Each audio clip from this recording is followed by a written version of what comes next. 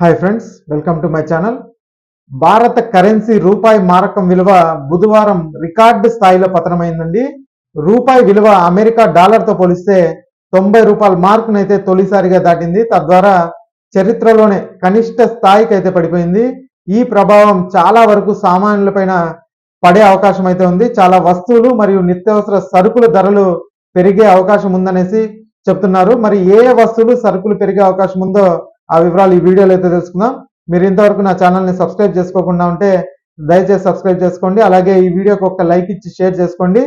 అలాగే మాకు ఎంతో ఎంకరేజింగ్గా ఉంటుంది. వీడియోని ఎక్కడా స్కిప్ చేయకుండా చివరి వరకు చూడండి. ఆలస్యం చేయకుండా వీడియోలోకి అయితే వెళ్ళిపోదాం.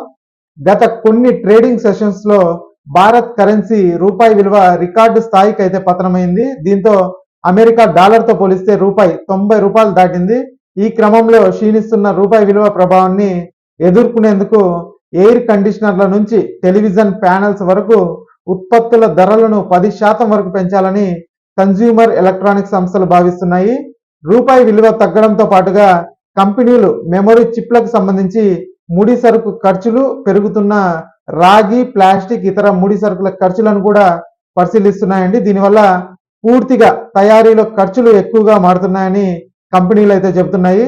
ఫలితంగా స్మార్ట్ ఫోన్లు, ల్యాప్టాప్స్లు, టీవీలు, ఇక రెఫ్రిజిరేటర్లు, వాషింగ్ మిషన్లు, ఎయిర్ కండిషన్లు, ఇతర పెద్ద పెద్ద గృహోపకరణాలు కంపెనీలు తీవ్రంగా దెబ్బతినే అవకాశం ఉన్నాయనేసి వాళ్ళు అయితే రేట్లు అయితే పెంచే అవకాశం అయితే ఉంది. ఇక వివిధ బ్రాండ్ల కింద టీవీలను సరఫరా చేసే తయారీ కంపెనీ ఇప్పటికే 7 నుంచి 10% మేర ధరలను అయితే పెంచుతున్నట్లు ప్రకటించగా, ప్రముఖ గృహోపకరణాల తయారీ కంపెనీ తమ రెఫ్రిజిరేటర్లు అలాగే ఏసీల ధరలను 5 నుంచి 7% పెంచాలని చూస్తుంది. ఈ పెంపు ప్రభావాన్ని ప్రజలు రాబోయే వారాల్లో లేకపోతే 2026 ప్రారంభంలో చూడవచ్చని పరిశ్రమ వర్గాలు అయితే పేర్కొంటున్నాయి. ఇక ఈ రూపాయి విలువ పడిపోతే మొదట ప్రభావితం అయ్యేవి దిగుమతులు. మనకు అవసరమైన చమురులో 90% అంటే వంట నూనెల్లో 60% విదేశాల నుంచి దిగుమతి అయితే చేసుకుంటున్నాము. ఇప్పుడు ఇవి మరింత రేట్లు అయితే పెరగనున్నాయండి. పెట్రోల్, డీజిల్ అలాగే వంట నూనెలు, ఎల్పిజి ధరలు పెరిగే అవకాశం అయితే ఉంది.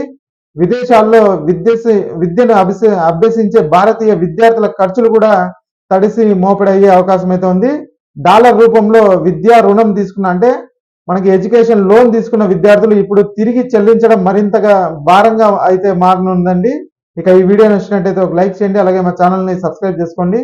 Thanks for watching.